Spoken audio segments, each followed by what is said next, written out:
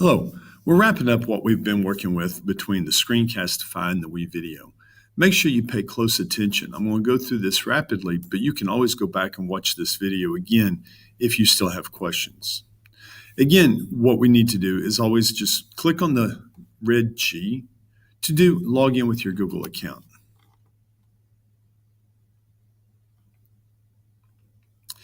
In this opening screen, if you've saved your work from our previous assignments, then you'll be able to find it down here in your recent edits. If not, you can go up here and click on the blank edit again. Let's get started page opens up, and you want to choose the horizontal. Horizontal is designed for the TV or the computer. The square is designed for social media sites such as Facebook. You have to click on it and turn it blue before you can start editing. Once you get here, typically it'll start up in the timeline mode, which looks like this. But we want to use the storyboard mode. So go over here, click switch to storyboard. This is where we need to be. First then, let's start with the title. When you click on the blank square or the square for title, you'll then have a pencil. Click on the pencil and now you can edit it. I want the title to be Start with WeVideo. You can go in and change the font style if you would like. You can change the font color. I like to have a bit of a contrast. It just shows up a little bit better. And then there's some other things. You can even change the font size, location, things like that. Don't spend a lot of time on this. Done editing. Now you want to drop your images in here. This is where you need to go up to the media. The media is this folder up here. Click on that. Then click on the green cloud to import the media. Browse to select. Now, when you click on the browse to select, it will open up your Google Drive. Right now, I'm using a PC for this recording, and so it's not going there. But once you're there in your Google Drive, you'll be able to find your videos. I'm going to click on some that I've created, but also some that I've got some other students that have created. So once you click on it, you'll notice that it's going to start importing it. Notice the blue bar here? That's how much time it's going to take, and then it has to process. It takes time, people. Don't be impatient, but also don't wait till the end of class to try to work on this. You need to start right away. I'm going to click on the plus sign. While it's still processing, downloading it basically, I can then move on. Notice it also shows the time. Down here it shows that this is 10.5 minutes in length. And the longer the time is, the more complicated it gets. So make sure you give yourself plenty of time to work with this. I want to do a couple of more. And there we go. So now I've got 3 videos on there. You should have at least 3 videos or more with this project. Finally, what I would like also to do is download some still photos. Still photos could be from some of your assignments with Pixlr or some of the things that we did with Google Draw. I'm going to click up here and I'm going to add a couple of those. I have some pictures of some former students and some staff members. It's going to be important that we have these photos because I'm going to show you how to do some splicing and insert some things here in just a few minutes. Notice how I can sit there and I can move these video clips and these pictures around to wherever I need to. Also, notice it's still working on processing. It's got this media here. It shows it's at 65%. And that's only for a 10-minute video. So again, it takes time. And the more people that are on the network, the slower it can run. So don't forget, work on it right away. Now we're ready to start working with the timeline options. First, though, we need to save our work. This is not Google. It doesn't save your work automatically. You have to save it. If we lose network or if the computer is closed and shut down, I'll lose all my work. So make sure you take the time and save your work as you go along. I'm going to now go down here and switch to timeline options. Now, they say timeline options because it actually shows your time up here across the top. We can zoom in and out over here at this bar at the bottom. Just be cautious. It can get really big. Now, this will help you in finding more details, but it's also harder to get to the end. So this is a good way to sit there and adjust things as you go along. Now, notice, and it's kind of hard to see, but if you notice, I've got these little lines that run up vertically here, and that indicates there's a break in my presentation. And this is where the pictures are. For example, Mr. Hobbs, I've got him in here, and if you'll notice down here, there's a 5 seconds. It says 5. That means that this picture will play for 5 seconds. I might want to make that longer or shorter. A picture being that it doesn't have time, it's not multiple pictures, I can stretch it and I can make it longer or shorter. Notice how I have the double arrows? I can sit there and drag that in and out. Another thing though, what will help me with adjusting that is I have tracks over here. I have an audio track, I have a video 1 and a video 2 track. The tracks really help when I need to move things around now that I'm in the timeline mode. I can literally pick it up and move it over there, and now I have a little more room to work on things. So now I've made that picture 13 seconds long, or I can go down even shorter and make it even less. Again, this may be where I need to zoom in. So now I have room to work, and I can now make it, let's say, 3 seconds.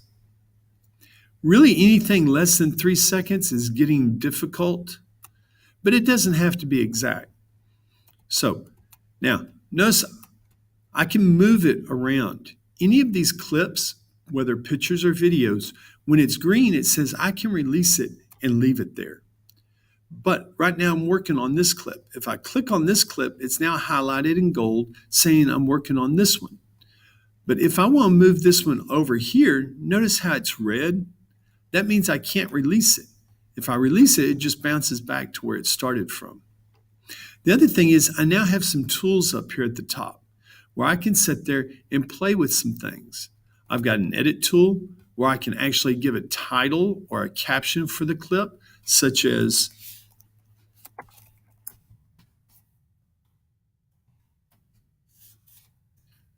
so now I've got his name in there. I can adjust the type font. I can adjust the styles, the size, things like that. So there's many different ways you can adjust this and make it really stand out. Click on Done Editing. Same with the fade, the FX for the clip effects. And then if I needed to, I could even delete it.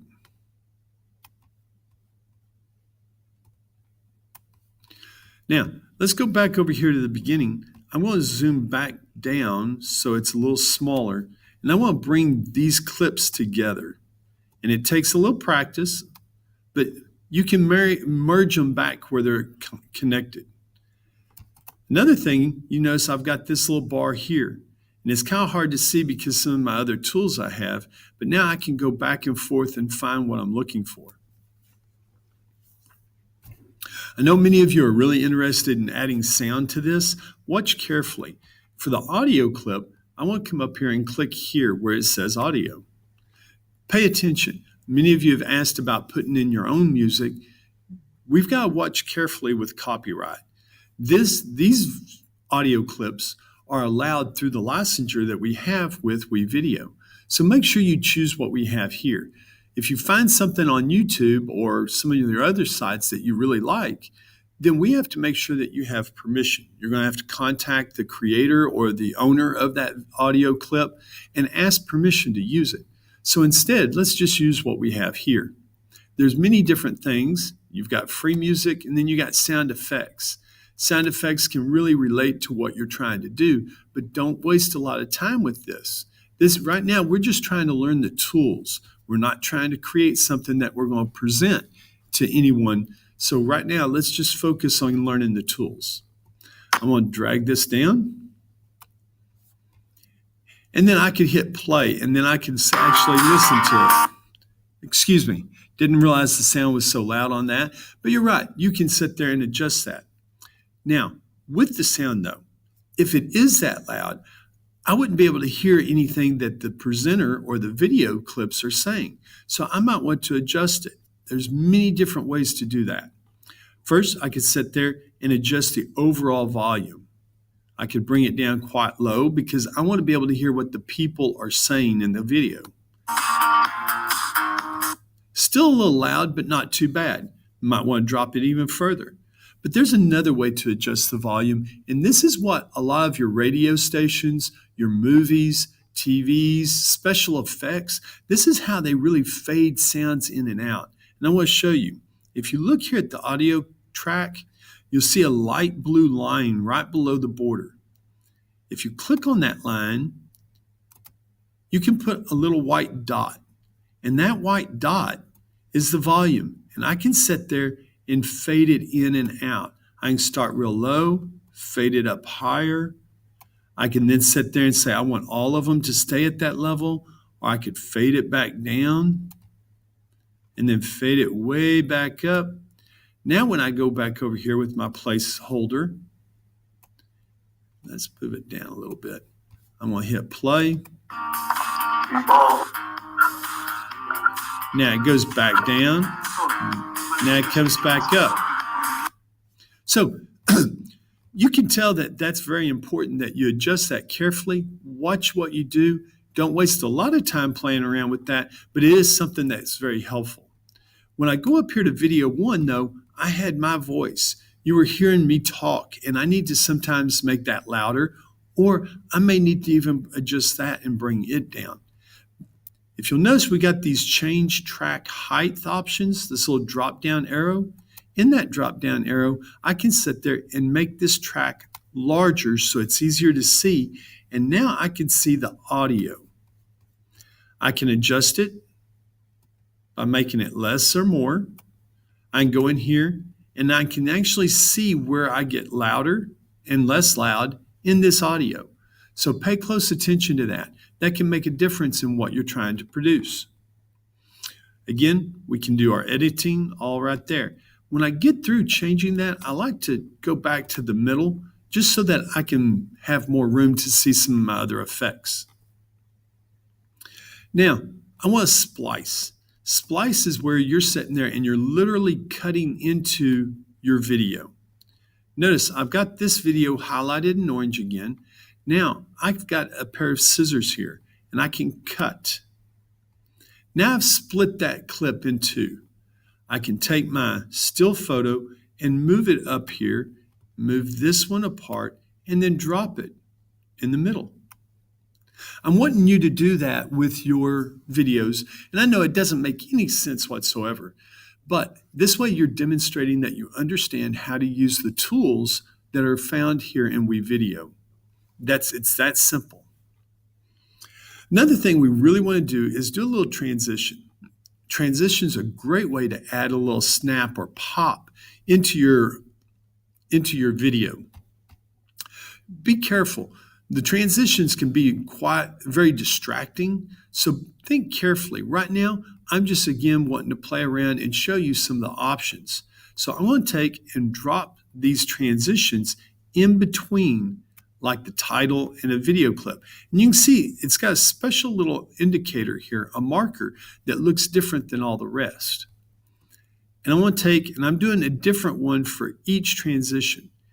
Typically, on a real presentation, you want to use the same transition each time, and you don't want a lot of it. You don't want to make anything that just really makes it, like I said, a distraction. But right now, I'm just trying to show you what we can do with these transitions. Notice, right now it's red because I'm not at any breaking point that I can put it in. But when I find a spot, I can always put it on there and it'll attach. So make sure you play around with that. Now let's go back up here to the beginning. We're going to lower this volume again. Watch carefully what it does. Now I've got to find my place card. And Even I can lose that placeholder sometimes. Okay, well, let's see if I can get it back up here to the beginning. There we go. Now, when I hit play, watch what happens here on the transition. Notice how it had that puzzle look to it? I'm going to now move it up here to the very end. Interesting. Then it did a slide. Watch now carefully. Interesting. Did a fade, and we're back into my video. So again, this is a really neat way to sit there and transition between changes in your video. All right, finally, we now need to save your work. Watch closely. First off, we want to click up here on Save, Capturing Thumbnail. Now we want to finish it. Set a title. We already know what the title is, and that is Start with WeVideo. Set. Okay, now you have some thumbnail options, and this is where it's just taking some images straight out of your video. And it's just random which ones. You can customize it, but I recommend just find one of these three that is relevant. Make sure you check your title here, and then choose the 720p. You want a higher definition on these. You want it to look better. Finally, for students, the only place you can click down here will be Google Drive, the triangle. Click on that, and then Finish. Now, this is the important thing, people. It's going to take a long time to render. You can tell mine takes about 12 to 15 minutes. That's not unusual. For you, it'll take about 5 to 10 minutes on the average. Make sure you have plenty of time. Don't wait till the last 5 minutes of class to start trying to make this happen. You've got to give it time to render. Otherwise, you'll lose your work. From this point, you could go back and work on some things like edutyping or other late work if you have any to make sure you get it all done. When it gets through here, it'll say done. You can close it out. You will find your work in Google Drive. There's a folder in there now that's called WeVideo. Make sure you go in there, make sure you've got it titled correctly, and then follow the directions that I've given you about sharing it with me, and make sure you do any self-evaluations that are necessary. If you have questions, please let me know.